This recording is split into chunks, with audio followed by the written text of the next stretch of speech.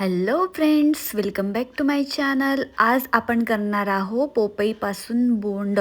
पोपईचे बोंड केलेले आहे हे मी. बघा तुम्ही, आपल्याकडे आता हिवाळ्यामध्ये खूप साऱ्या पोपया निघतात, तर त्या पोपयाची काय काय करावे, त्याच्यापासून खूप काही पदार्थ होतात. जसं शिरा झालं, बोंड झाले, आणखी अशा खूप काही आहे, बर्फी झालं, हे सर्व गोष्टी पोपईपासून होतात. तर आपण नुसते जर पोपई खाऊ खाऊ त्रासले असेल तर आपण आता याचे करणार आहोत बोंड. तर आपल्याला काय करायचं आहे, पोपई घ्यायची आहे छान अशी.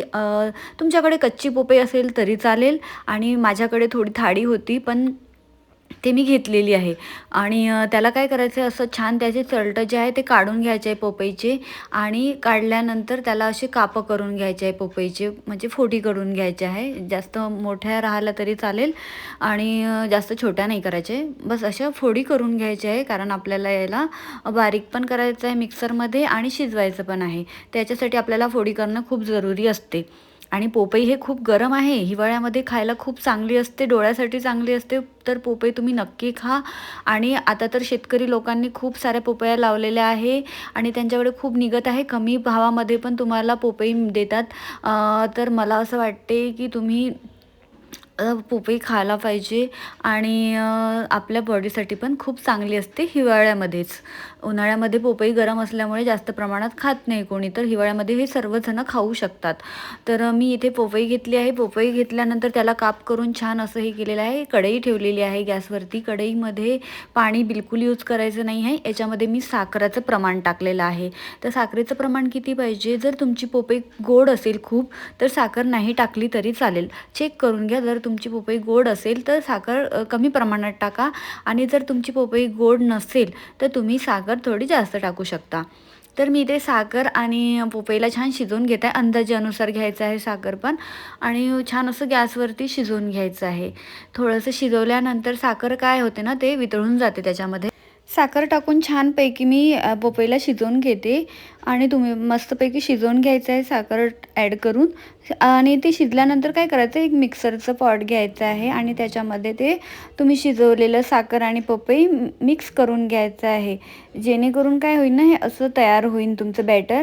असं छानपैकी त्याला अजून शिजवायचं आहे. बारीक झाल्यानंतर कढईमध्ये छान शिजवून घ्यायचं आहे. थोडंसं घट्ट येईल ते, कारण आपण जे साखर टाकलेली आहे अजून त्याला थोडंसं घट्ट येण्यासाठी मदत होते.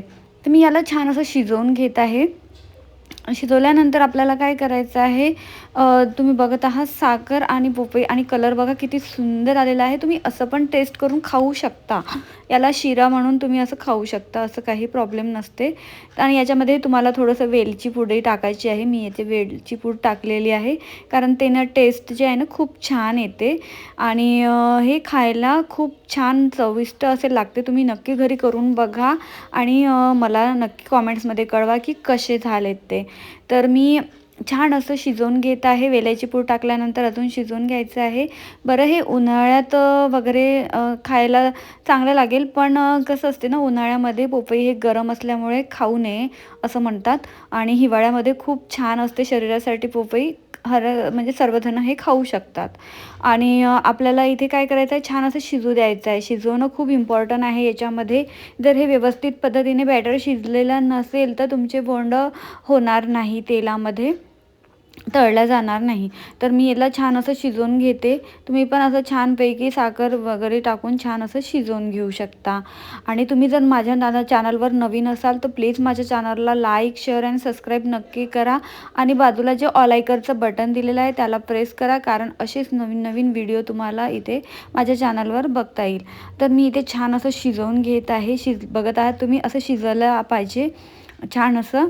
आणि शिजल्यानंतर आपल्याला काय करायचं आहे, थंड करायचं आहे ताटामध्ये. मी एक ताट घेतलेलं आहे, त्या ताटामध्ये असं काढून घेतलेलं आहे बॅटर आणि थोड्या वेळासाठी थंड होण्यासाठी ठेवलेलं आहे. त्याने काय होते ना, थंड झालेलं बॅटर खूप छान असते बोंडासाठी. तर बोंड करण्यासाठी आपल्याला छान असं थंड करून घ्यायचं आहे. बघा वाफा निघत आहे, ते थंड झाल्याशिवाय तुम्ही काही करू नका. थंड झाल्यानंतर अजून घट्ट येते ते बॅटर. त्याच्यामध्ये थोडीशी आपल्याला कणिक ॲड करायची आहे. कणिक कशी ॲड करायची, कोरडी कणिक घ्यायची आहे आणि त्याच्यामध्ये थोडं थोडं टाकत जायचं आहे आणि थोडेसे घट्ट असे करून घ्यायचे. माझ्या हाताने थोडं स्किप झालेला आहे व्हिडिओ, कारण मी कणिक टाकायचं विसरले दाखवायचं. तर मी इथे कणिक ॲड करून घेतलेली आहे कोरडी. बघा असं बॅटर तयार होईल तुमचं. तर कणिक जेवढी तुम्हाला आवडेल तुम्ही तेवढी टाकू शकता, फक्त जास्त कणिक नाही टाकायची आहे. ओके.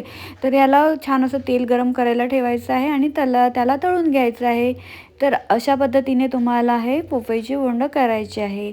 तर तुम्हाला हा व्हिडिओ कसा वाटला नक्की कळवा आणि असेच व्हिडिओ बघण्यासाठी माझ्या चॅनलला सबस्क्राईब नक्की करा. तर बघा आता मी ह्याला छानपैकी असं तळून घेत आहे बोंडाला आणि चव एवढी सुंदर लागते ना याची, खूपच छान आणि पौष्टिक पण आहे. उन्हाळ्यात तुम्ही खाऊ नाही शकत, पण हिवाळ्यात नक्की हे ट्राय करून बघा.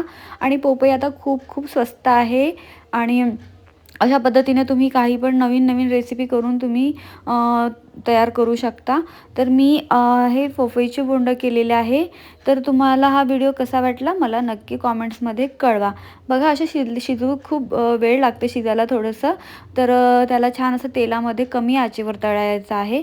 कारण कसं तुम्ही जर जास्त आचेवर तळले तर ते जळतील आणि टेस्ट वेगळी लागेल. तर मी याला कमी आचेवर थोडं तळून घेत आहे छानपैकी. असं पलटून घ्यायचं आहे आणि त्याने काय होते ना, तळल्यामुळे काय होते ना की छान कमी आचेवर तळल्यामुळे तुमची बोंडं पण पूर्ण आतमधून शिजल्या जाते आणि चव पण खूप छान अशी लागते. असं पद्धतीने तुम्हाला तेल टाकून शिजवून घ्यायचं आहे कढईमध्ये. तर आता मी तुम्हाला सांगणार आहे पोपईचे काय काय फायदे आहेत ते. तर पोपई हे गरम आहे, पहिली गोष्ट स्किनसाठी खूप खूप चांगली आहे, नॅचरल पदार्थ आहे. तुम्ही जर असे कापूनही खाल्ले हिवाळ्यामध्ये तरी तुमच्या बॉडीसाठी खूप खूप चांगली आहे. आणि पोपई काय करते ना, तुमच्या स्किनला तुम्ही जर काही डाग असेल त्याच्यासाठी खूप गुणकारी असते. पोपईमुळे काय असते ना, पोपई हा गरम आहे.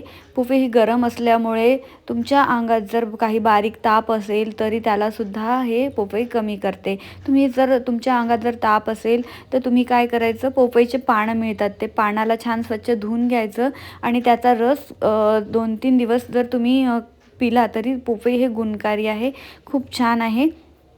आणि तुम्हाला माहिती असेल की जर कोणाला तुम्हाला माहीत आहे का, पोपईचे जे पानं असतात ना, त्याचे पण ते गुणकारी असतात. काय असते ना, आपल्याला जर मच्छर चावल्याने डेंग्यू, मलेरिया वगैरे झालेला असेल ना, तेव्हा आपल्या डॉक्टर सांगतात की तुमचे प्लेटलेट्स कमी झालेले आहे.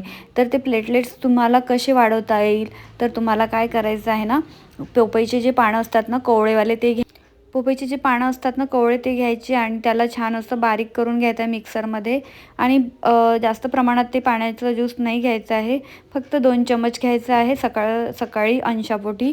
त्याने काय होतं ना, तुमचे प्लेटलेट्स कमी झालेले आहे ते वाढतील. तर असे पण सल्ल्याने घ्या कोणाच्या. हे पोपईचे पानं, पोपई हे सर्व गुणकारी आहेत, तर ते तुम्ही नक्की खायला पाहिजे. आजकाल काय झालेलं आहे ना, आपण ह्या गोष्टी विसरत चाललेलो आहो. पोपईसारखे फ्रूटसारखे आपण ह्या गोष्टी खात नाही आहो आणि आपण खात आहे मंचुरियन, नूडल. ह्या गोष्टीला स्किप करा आणि ह्या गोष्टी खा. तुम्हाला खूप खूप म्हणजे फायदा होईल. आणि मला कॉमेंट्समध्ये नक्की सांगा. पुन्हा भेटू नवीन व्हिडिओसोबत.